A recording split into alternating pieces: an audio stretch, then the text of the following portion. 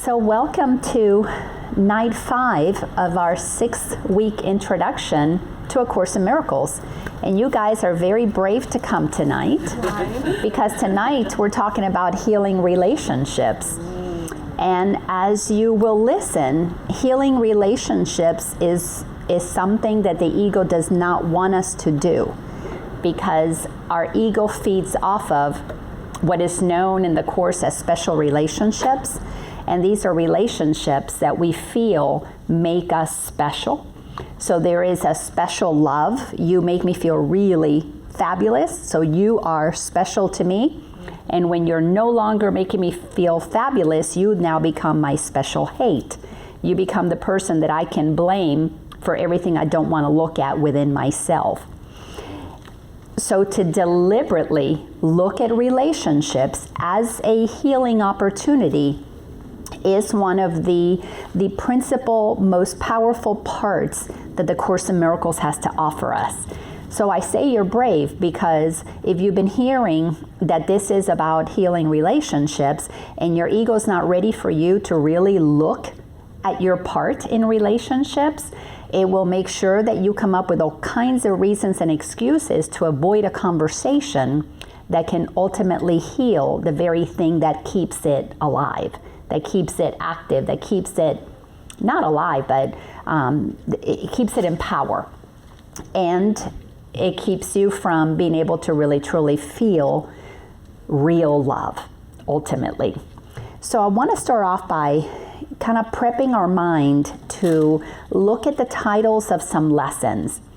And like I've done before, the titles of the lessons are there, but I'm jumping around through lessons because there's 365 of them, but I wanted to capture a few that paints a picture for how the ego is operating in relationships and a little bit of what we need to do to be able to then move through that. So I listed them here. So lesson number 5 says that I am never upset for the reason I think. So when we're in a relationship, and this is a relationship, you know, even though we're talking about relationships, whether it's a romantic relationship, a relationship with your parents, with your children, with your siblings, with your neighbor, with your boss, with your friend, with the person driving in the car next to you, we are in relationship with everything. This can be a relationship with the chair that you're sitting on. If you have a special hate relationship with that chair, it's because you're saying, oh, this chair is uncomfortable, you know, I don't like it. That is a specialness that has been given to that chair, because anything that moves from neutral, it's no longer at peace. It either is going to be good or it's going to be bad. There's going to be duality. There's going to be right and wrong. There's going to be special love and special hate. But when we are in alignment, love, real love, is neutral. There is no bumping up of your excitement. There is a very neutral experience in your excitement. So when we start looking at these lessons, number 5 says that I am never upset for the reason I think. That is such an important thing to understand, because everything that we are upset about is never about what's happening in the moment.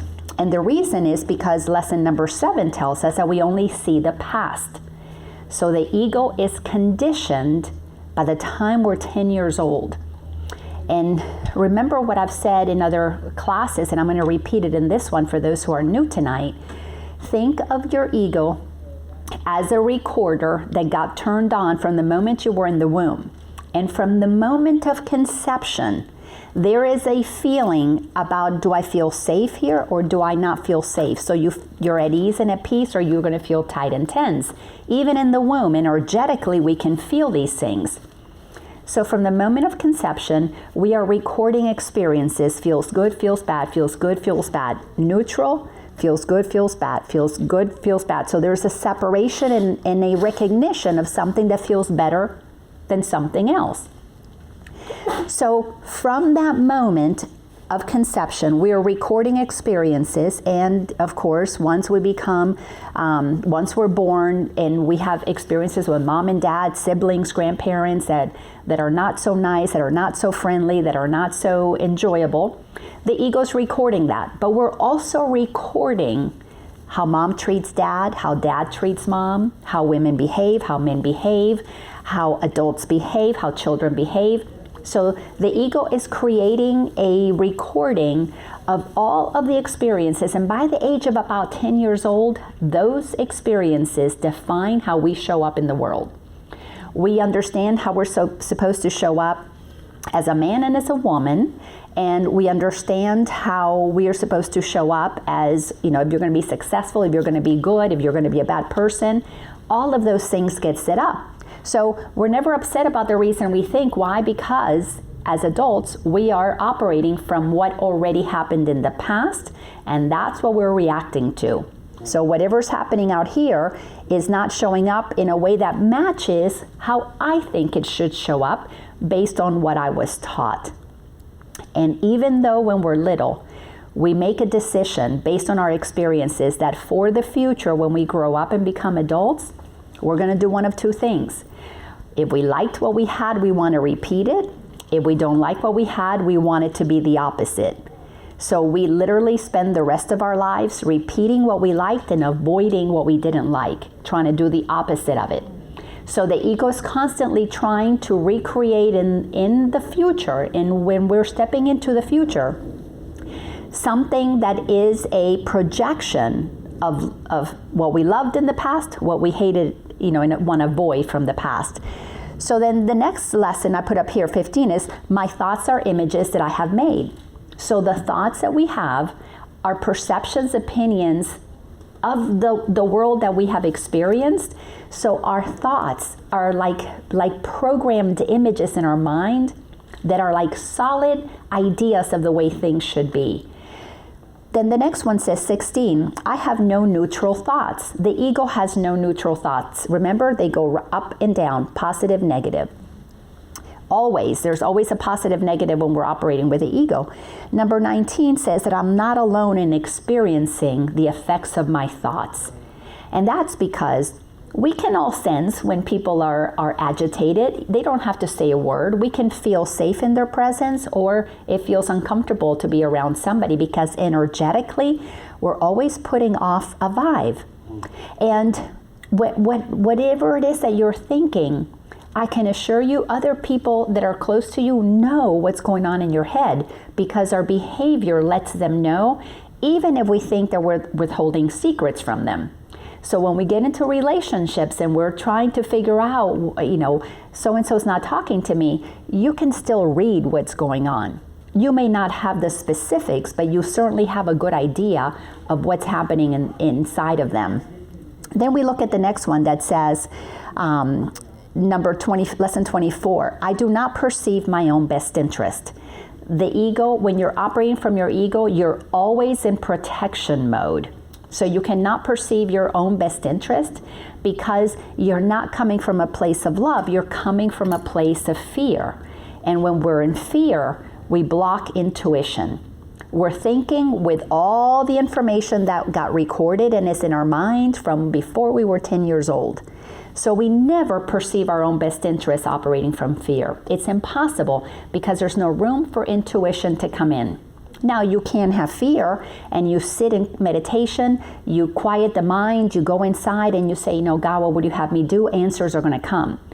But in the midst of fear, you cannot hear intuition. You have to make a deliberate choice to stop the fear. Stop that thought. There's got to be another way. God, please, what would you have me do? A reset moves us out of that place of fear. And even if it's only for a couple of seconds, we create a space for hope, a space for possibility, for something else to come in. And that's when we can hear intuition. So then we go to lesson number 25. Lesson number 25 tells us that I do not know what anything is for. And that's because the ego uses life experiences for its own benefit, not for what God intended them for.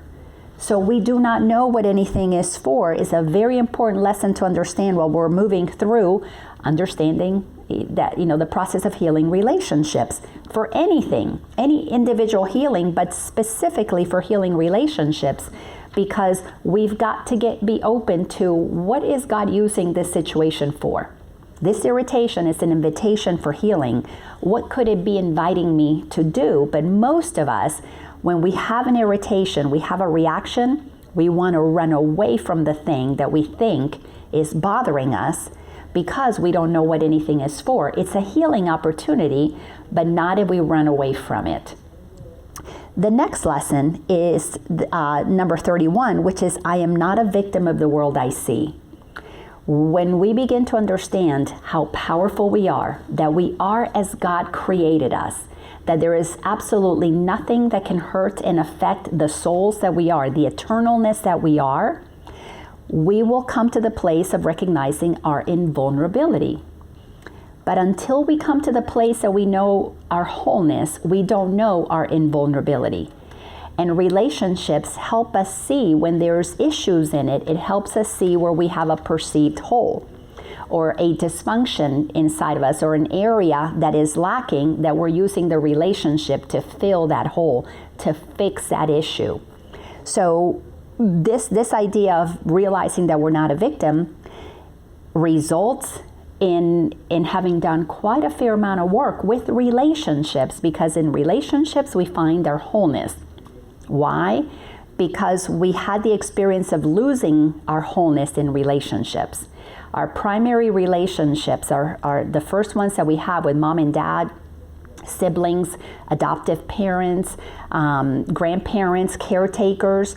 Those relationships set the stage for me knowing if I am whole and complete, or if there is a hole in me because I don't feel lovable, I don't feel like I belong, I don't feel understood, I don't feel safe. Those things leave us feeling empty. So if we don't have conscious parents who help us grow up knowing our truth, knowing our wholeness, we are going to be parented by unconscious people who they themselves don't know their wholeness. And if they don't know their wholeness, they're going to be reacting to our behaviors. And when they react to our behaviors, we're going to feel like there's something wrong with us. An example of that, let's say you're a 3-year-old child and your little kid, boy, girl, doesn't matter. And let's say it's Super Bowl Sunday.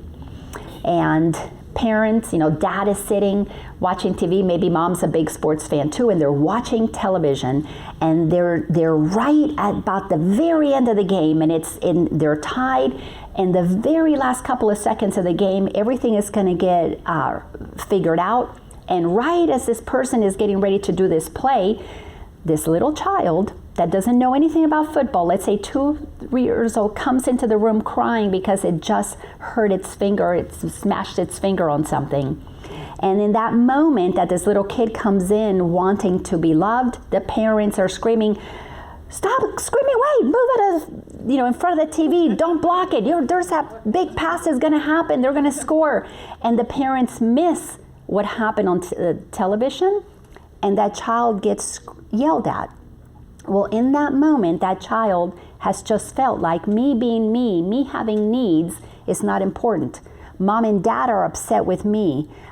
I am the bad kid. I am the one who brings unhappiness to the family. So something as simple as that, totally, completely unintentional, will leave us with a sense of victimhood and leaves us with a sense of there is something wrong with me.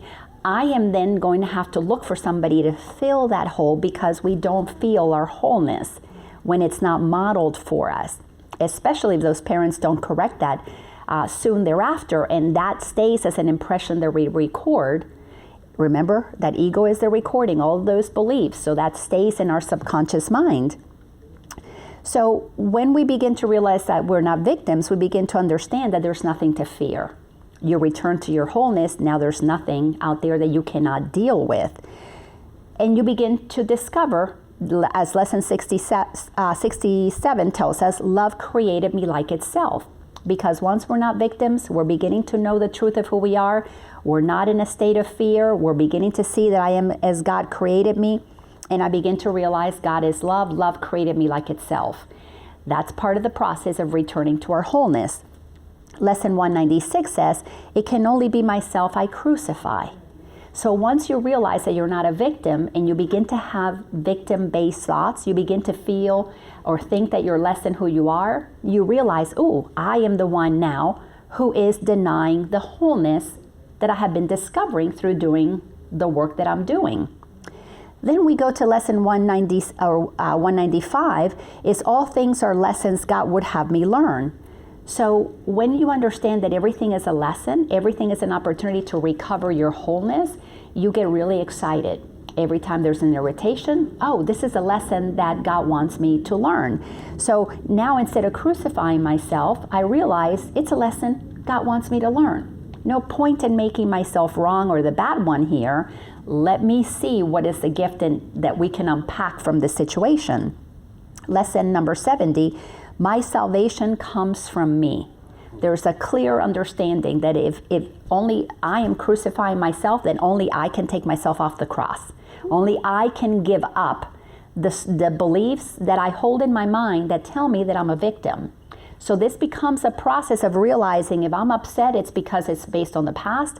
It's based on the fact that I don't understand what anything is for. Then I begin to recognize my oneness with God, my holiness, my perfection.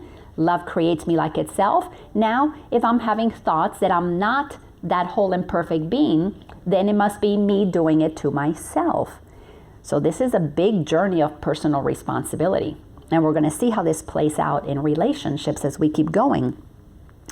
Then once we realize that our salvation comes from us, then we begin to realize lesson 77 tells us that I am entitled to miracles. So if I clean up my past, I'm not thinking from the past anymore. I'm living from the present moment. I'm not a victim of the world I see. I am as love created me. And I begin to realize how powerful I am. Now all of a sudden, it dawns on me, whoa, I'm entitled to miracles. As my mind is not fixed on protection, which is what comes from fear, what am I going to use my mind for? For the creation of miracles, the acceptance of what is deserving of a holy and whole and complete child of God. This is when the game of life really shifts. But we have to do that healing work that relationships present us with, because that's how we recover everything that we covered up when we were children. So our wholeness got covered up in our first relationships. Then in our next relationships with our own children and our partners, specifically our intimate partners, we begin to bring back into wholeness what we thought with our parents created a whole.